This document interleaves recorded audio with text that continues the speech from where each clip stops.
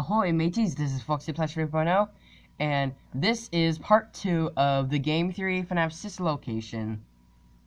So I'm gonna back up a little bit. There we go.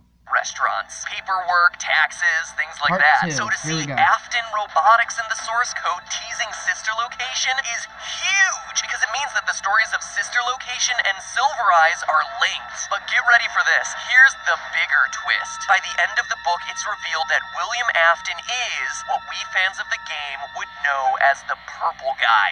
Yeah, Oh in my the book, God. Purple I knew Guy it this is whole time. revealed. Afton is the one who kidnaps and kills children while wearing Fredbear-themed suits. His first victim is Henry's son Sammy, followed by 4 other kids whose souls eventually possess the infamous suits. So, through these source code teasers, not only has Scott confirmed that this new game will be tied to the lore of the book, but we'll be dealing with a robotics company founded by and named after the child-killing Purple Guy. Now that's already a huge mind blow, and I'm about to go further, but before I do, let's address the elephant in the room, the canonicity of the book. The internet, by and large, dismissed Silver Eyes under the assumption that Scott said it's not canon to the first 4 games, but that's not entirely true. If you read his entire statement, and I understand that it's hard for you internet since it's 3 whole paragraphs that aren't summarized with a So many TLDR words. line, he actually says, quote, "Sometimes the lore of something can become so crowded that you can't tell an original story anymore. The first 4 games and the books should be considered to be separate continuities, even if they do share many familiar elements. The book is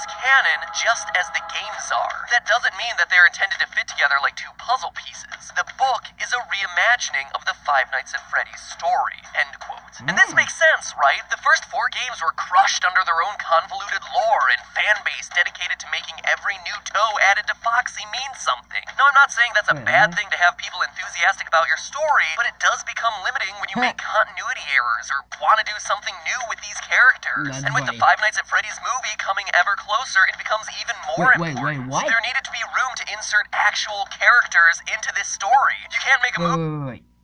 A Five Nights at Freddy's story coming soon?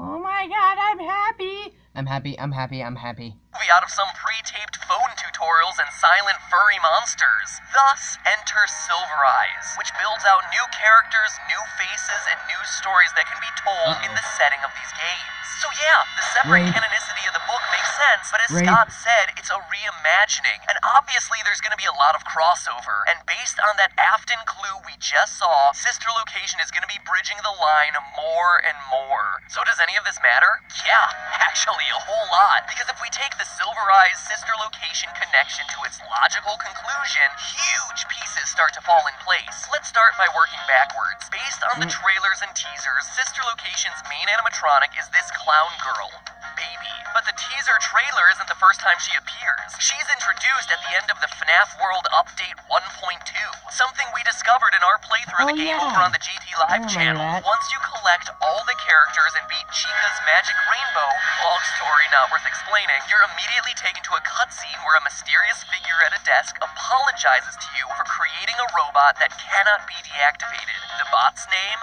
Baby. We then see a pair of eyes light up, telling everyone to take their seats before cutting back to the room to see the desk guy lying there dead, presumably killed by Baby. Now, many people assume that desk guy was Scott Cawthon since he's the creator of the animatronics and the minigames that you play in FNaF World. However, it'd be weird for Scott to kill himself. Plus, the dialogue from the FNaF in Space minigame, yes, again, FNaF World is a weird game, seems to imply that Scott is a separate entity from this desk guy creator figure. So if desk guy isn't Scott Cawthon, then who else could he be? Well, now that we know that Baby and Sister Location both have ties to Silver Eyes, we can actually identify who this mysterious creator of FNaF World is. He's Henry, co-founder of Fredbear's and Purple Guy's business partner. How do we know? Well, not only is he the creator of the games and animatronics, his death also lines up with the way he dies in the book. Stricken with grief over the death of his son, Henry commits suicide in the living room by letting one of his animatronics kill him. One that remains nameless in the book, but is clearly not any of the core 6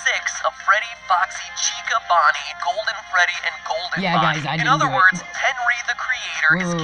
Wait. I'm just gonna pause here, because in the book, he got killed by one of the animatronics. I thought it was the endoskeleton. And that was before sister location was announced.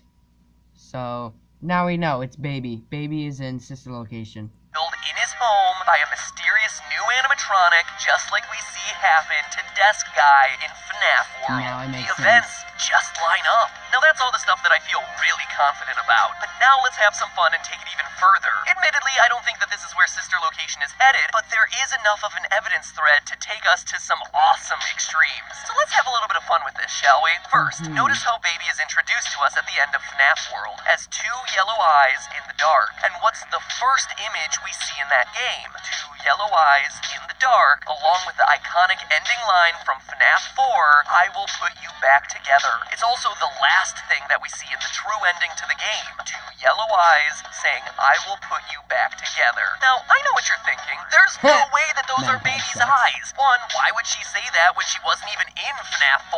And two, we all know that that line and those eyes belong to the imaginary friend, Psychic Friend Fredbear. He's here, he's there, he's everywhere.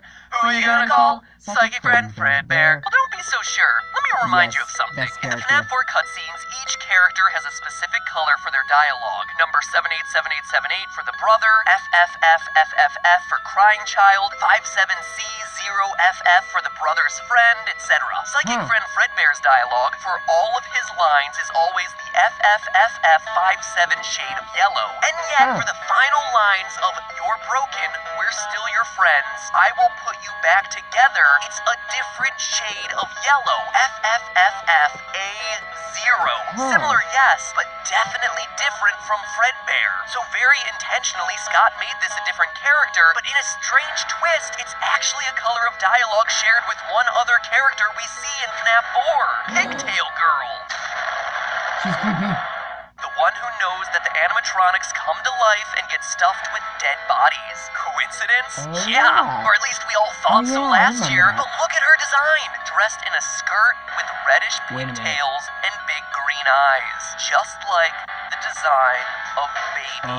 Hear that? The collective sound of minds being blown So she across died the here. internet. But if the glowing Yay, eyes, more death. shared dialogue color, similar designs, and repeated line of I will put you back together didn't convince you, it doesn't stop there. Remember the biggest lingering question from FNaF 4? The girls' room? No one had an explanation for it. I didn't have an explanation for it. And yet Scott felt it was important enough to the lore of the story to show us. And now we might actually know why. What if the girl is a part of the crying child's family? First, it would explain why we would see her color of dialogue reappearing in his final moments. As a family member, she would be there in the hospital with the boy as he tries to recover. And if she shares a connection with Baby, it would also tie together the random presence of Mangle in the room.